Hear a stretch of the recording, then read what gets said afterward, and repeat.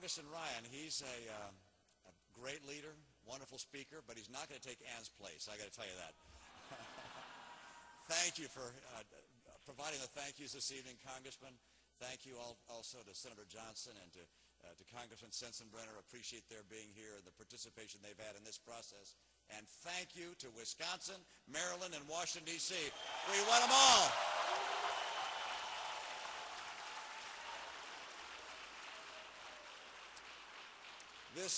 This really has been quite a night. We've won a great victory tonight in our campaign to restore the promise of America. And here in the heartland, you know, you're not going to find Americans with bigger hearts than the people of Wisconsin.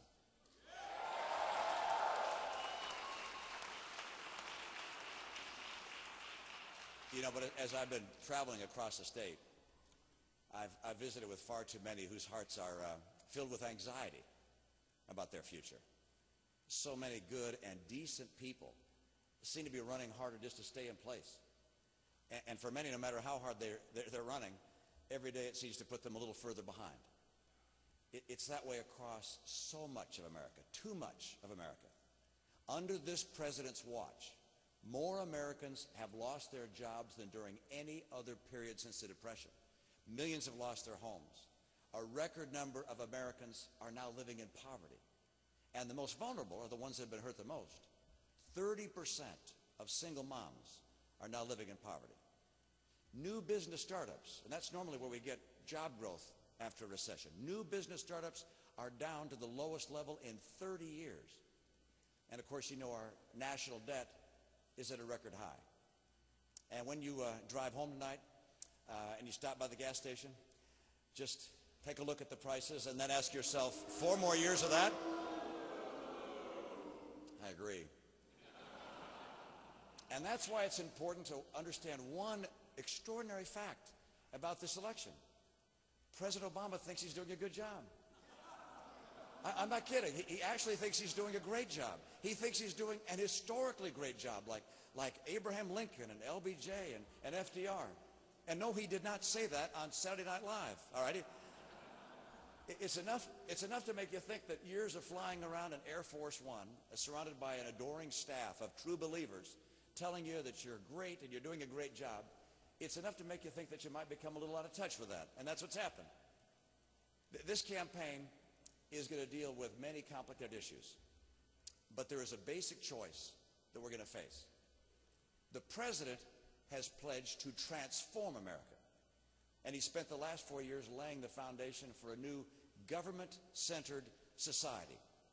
I will spend the next 4 years rebuilding the foundation of an opportunity society led by free people and free enterprises.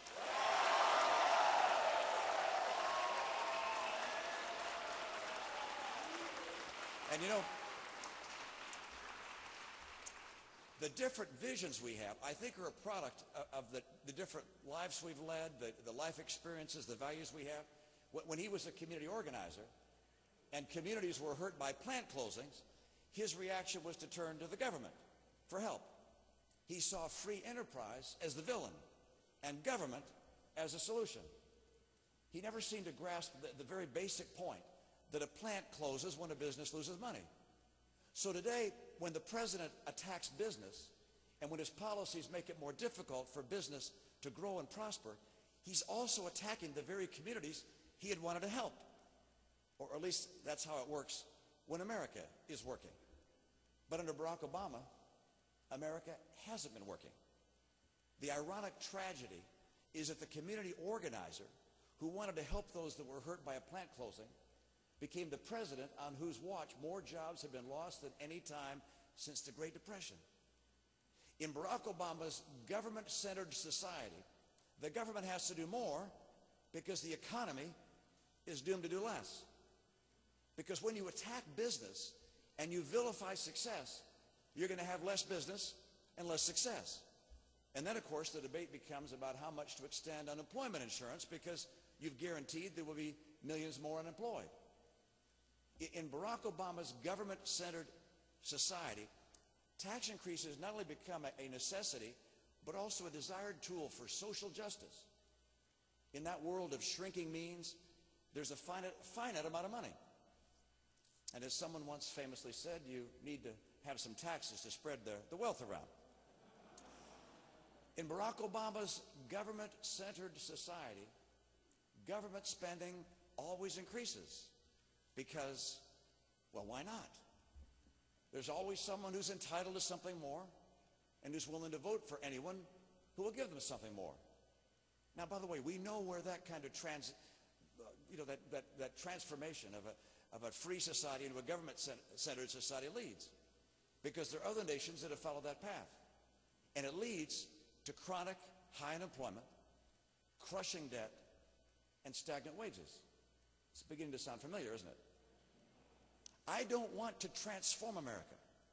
I want to restore to America the economic values of freedom and opportunity and limited government that have made us the powerhouse of the world.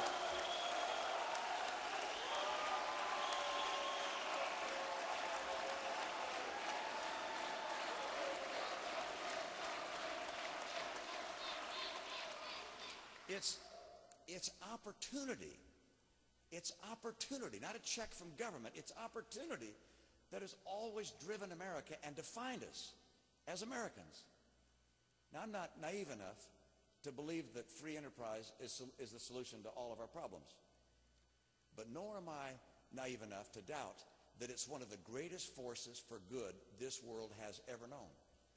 Free enterprise has done more to lift people out of poverty, to help build a strong middle class, to help educate our kids, and to make our lives better than all the programs of government combined.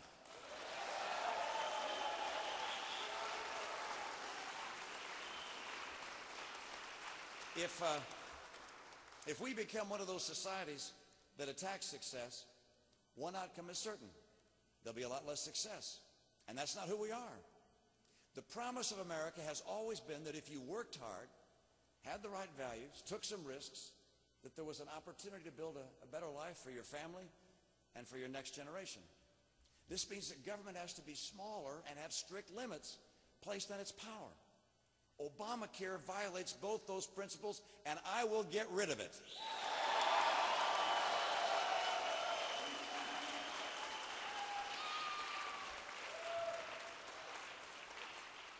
Taxes have to be as low as possible and in line with those of the competing nations around the world, designed to foster innovation and growth. That's why I will cut marginal taxes across the board. I want to create good jobs in this country.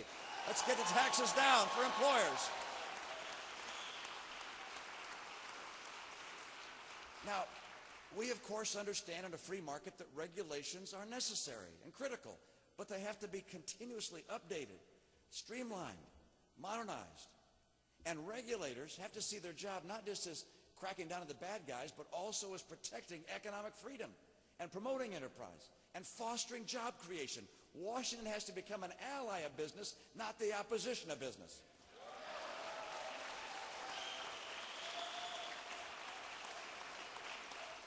Now, workers should have the right to join unions, but unions should not be forced upon workers.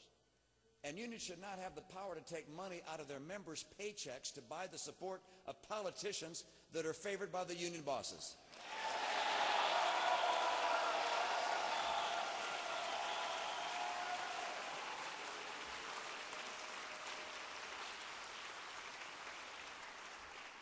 You know, out-of-touch liberals like Barack Obama say they want a strong economy, but in everything they do, they show they don't like business very much. But the economy, of course, is simply the product of all the businesses in the nation added together. So it's a bit like saying you like an omelet, but you don't like eggs. You know, to build a strong economy that provides good jobs and rising wages and that reduces poverty, we have to build successful businesses of every kind imaginable. And President Obama has been attacking successful businesses of every kind imaginable. We've always been a country of dreamers, where dreamers can have dreams, where one dream helps launch another. And if those dreamers are rewarded with prosperity, we view that as a reason that others will be encouraged to dream big as well. Now, these last few years have been difficult, made a lot worse by the mistakes and failures of the president's leadership. But if the hill before us is a little steeper, We've always been a nation of big steppers. In this last year, I've been all over the country, from student unions to kitchen tables, from factory break rooms to boardrooms, and I've heard frustration and anger, but rarely hopelessness. A lot of Americans have given up on the president, but they haven't thought about giving up. Not on themselves, not on each other, and not on America.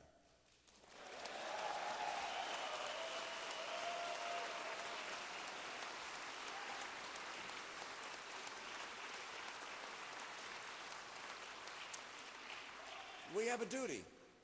We have a duty placed upon our shoulders by the founders of the nation, a sacred duty to restore the promise of America. And we'll do it. And we'll do it because we believe in America. Tonight I'm asking the good people of Pennsylvania, New York, Rhode Island, Delaware, and Connecticut to join me. Join me in the next step toward that destination of November 6th, when across America we can give a sigh of relief and know that the promise of America has been kept. The dreamers can dream a little bigger. The help wanted signs can get dusted off and put in the front yard, and we can start again. And this time we're going to get it right. We'll stop the days of apologizing for success at home and never again apologize for America abroad.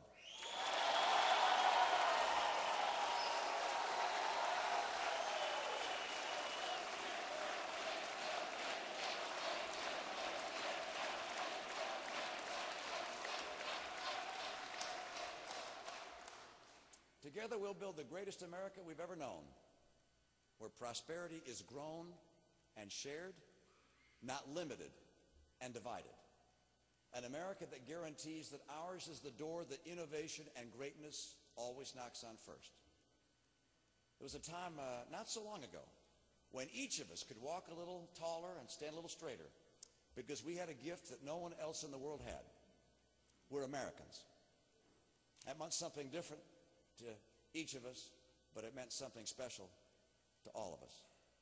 We do it without question. So do the people in the rest of the world. Those days are coming back. That's our destiny. So join me. Walk together. Take another step every day until November 6th. We believe in America. We believe in ourselves. Our greatest days are still ahead. We are, after all, Americans. God bless this great country. God bless you. God bless the United States of America. Thanks, you guys. Thanks for the victory in Wisconsin and Maryland and District of Columbia. Thanks, you guys.